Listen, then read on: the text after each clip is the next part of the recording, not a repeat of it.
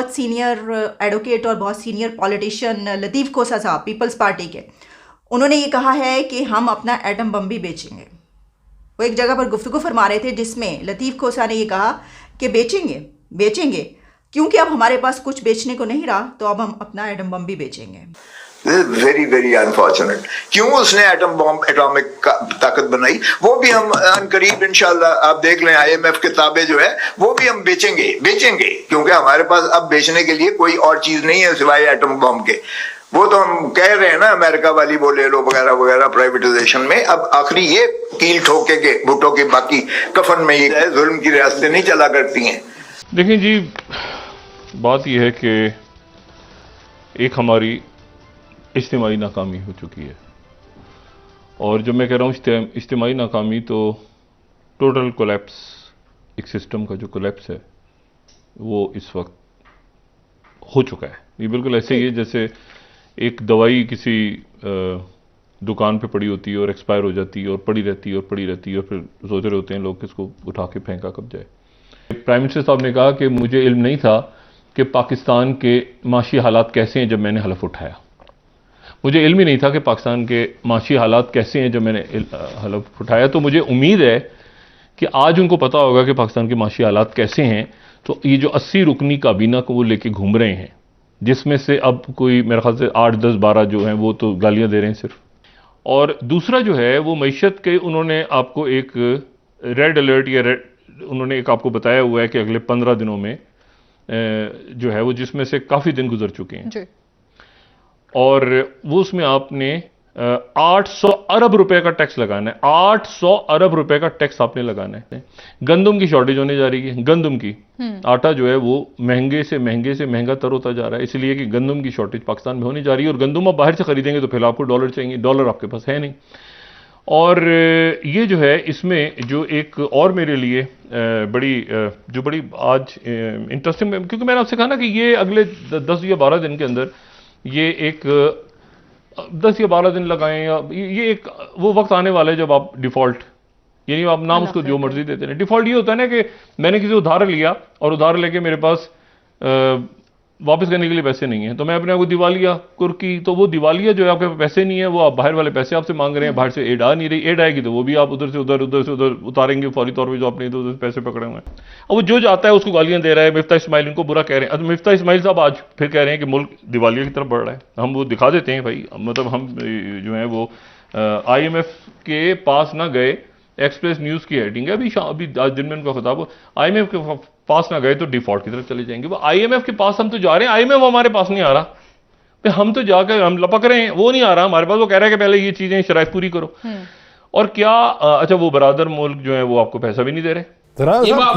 खुले लफ्जों बताएं कि वो अपसेट हो क्या सकता है, यानी वो वजूहात क्या पैदा हो सकती हैं कि जिसके बाद उन्हें यह लगे कि अब हमारा ठहरना मुश्किल हो जाएगा हमारे लिए। मेरे पास इतला ये है कि IMF की तरफ से जो हुकूमत को कहा गया है नए साल पर कि ये मजीद टैक्स लगाए, और उसके साथ ये भी कहा गया है कि आप पेंशन बंद करें। पेंशन बंद करने के साथ साथ वजारतें जो हैं उनके हवाले से कहा गया कि इतनी वजारतें कम करें, इनकी तादाद कम करें। और इसके साथ आपको बड़ी खबर दे दूं, जिन लोगों पर करप्शन के इल्जामात हैं उन्हें फौरी तौर पर, ये मैं लफ्ज़ ताका रहा हूं, उन्हें फौरी तौर पर उन वजारतों से अलहदा करें ताकि शफाफियत आ सके और अपना ग्रोथ रेट जो है वो बेहतर करें। अब इन तमाम की तमाम शराइत में से एक भी शराइत ऐसी नहीं जो मौजूदा हुकूमत पूरी कर सके। अगर हुकूमत देखे तो हुकूमत के 80% वज़रा वो हैं जिन पर करप्शन के इल्जामात हैं। उसके बाद 80% वज़रा वो हैं जिन पर करप्शन के इल्जामात हैं, जबकि बहुत से ऐसे मामला हैं जो ये चाहे भी कर दें तो नहीं कर सकते। इकोनॉमी बुरी है तो ये 77 और 80 मिनिस्टर्स और स्पेशल असिस्टेंट और एडवाइजर्स और पता नहीं क्या क्या क्या बनाई फिर रहे हैं, तो उनकी बारात कहां से आ रही है? अगर इकोनॉमी बुरी है तो IMF ने जो इनको कहा है कि अंडर दीज सर्कमस्टांसेस हम आपको रिलीफ देंगे, बट पहले ये अवाम के ऊपर बॉम्ब गिराएं, महंगाई बॉम्ब, मैं कोई और बॉम्ब नहीं कह रहा, महंगाई बॉम्ब गिराएं। उसके अलावा चाइना, आईएमएफ की शराइत, चाहे आज पीडीएम की हुकूमत है या कल आप लोगों की भी थी, तो आपको भी आईएमएफ के मामलात बड़े अच्छे तरीके से पता है कि आईएमएफ के साथ मामलात चलाने के लिए आपको बहरहाल अगर अवाम को भी तंग करना पड़ता है तो आप लोग करते हैं, माजी में आप लोगों ने भी किया है और वही काम ये लोग भी करें, तो इसलिए आईएमएफ के मामलात किसी से ढके छुपे नहीं है। अभी आपने ये बात की कि कुछ लोग उधर से आना चाहते हैं, तो मैं ये सिर्फ ये पूछना चाहती हूँ कि अगर कोई आप लोगों से राब्ता करता है तो क्या पहले आप इस चीज को इंश्योर करेंगे कि वो पहले अपनी पार्टी से रिजाइन दे, इस्तीफा दे, उसके बाद आपके आप पास आने की इजाजत होगी, आप लोगों को ज्वाइन करने की इजाजत होगी? इखलाकी तौर पे मैं यही कहना चाह रहा था।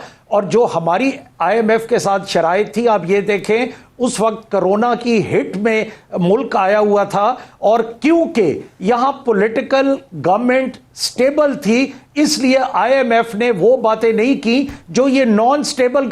अभी आप ये देखें कि 125 एमएनएस चले जाएं, पंजाब चला जाए जो कि 63-64% of the total population of Pakistan है, वो केपी चला जाए और हमारे सिंध और वो लोग भी चले जाएं, तो आईएमएफ इस लूली लंगड़ी गवर्नमेंट के साथ मज़ाकरात करेगी। उन्होंने अपना पैसा सिक्योर नहीं करना, सऊदी अरेबिया जो लोन देगा वो सिक्योर नहीं करेगा, चाइना जो देगा वो सिक्योर नहीं करेगा। How would they negotiate with these people जिनके पास टोटल 28% गवर्नमेंट अवाम की रिप्रेजेंटेशन वुड बी 27 और 28%। ये बुनियादी ढांचा है और ये चले चला जा रहा। रियासत पाकिस्तान के ऊपर अली साहब आप यकीन कीजिए कि इस वक्त सबसे बड़ा बोझ हुकूमत पाकिस्तान, अवाम नहीं। जो प्राइवेट सेक्टर है पाकिस्तान का, आप उसकी तारीख निकाल के देख लीजिए, वो दुनिया की किसी भी प्राइवेट सेक्टर से मुकाबला कर सकता है। मैं मान लेता हूं आपकी बात, लेकिन डॉक्टर फारूक सलीम साहब एक नुक्ता है, रह न जाए मेरे जहन से, मैं सोच के आया था आज आपसे पूछ लूंगा, इत्तफाकिया तौर से आपसे आई लाइन भी मिल गई। आप देख रहे होंगे कि आजकल शादियों का मौसम है, कोई अंग्रेज भी रश खा जाए जब वो पाकिस्तानियों की शादियां देखे। क्या आपके ख्याल से सिर्फ एक अंधा, जाहिल, लूला, लंगड़ा, काना, टीरा सिर्फ ये नहीं देख सकता कि इन शादियों के ऊपर हिंदुस्तान से, बरतानिया से म्यूजिकल बैंड मंगवा के उनके डांस करवाए जा रहे हैं, उनके गाने बजाए जा रहे हैं। मुझे नहीं पता आप जा रहे नहीं जा रहे, मुझे कार्ड तो आ रहे हैं लेकिन मैं जा नहीं रहा हूं, ख्वाहिश बहुत है। लेकिन मैं आपसे ये जानना चाह रहा हूं फारूक सलीम साहब, बात ये है कि वो आईएमएफ वाले आपको पैसे देंगे जब वो आपके यहां देखेंगे कि आपके यहां जिस तरह के शाहाना ठाठ हैं, जिस तरह के शाहाना शादियां हो रही, जिस जमाने में एक जमाने में राजा महाराजाओं की हुआ करती थी, टॉप ट्रेंड इस मुल्क के अंदर लानत चल रहा था। आप मुझे बताइए कि यह मुल्क तरक्की कर सकता है? अपने दिल से बताइए। अमेरिका के अंदर फिर भी कोई पते के ट्रेंड चल रहे हैं, आपके यहां यह चल रहा है। माजरत के साथ क्या कहते हैं आप? हमें बेवकूफ बनाने की जरूरत नहीं सर, ये रेडीमेड गारमेंट्स हैं सर। अच्छा, इसका माशी एंगल आपने बड़ी जबरदस्त बात की है, ट्रेंड निकाल के। इसका मैं आपको माशी एंगल बता दूं।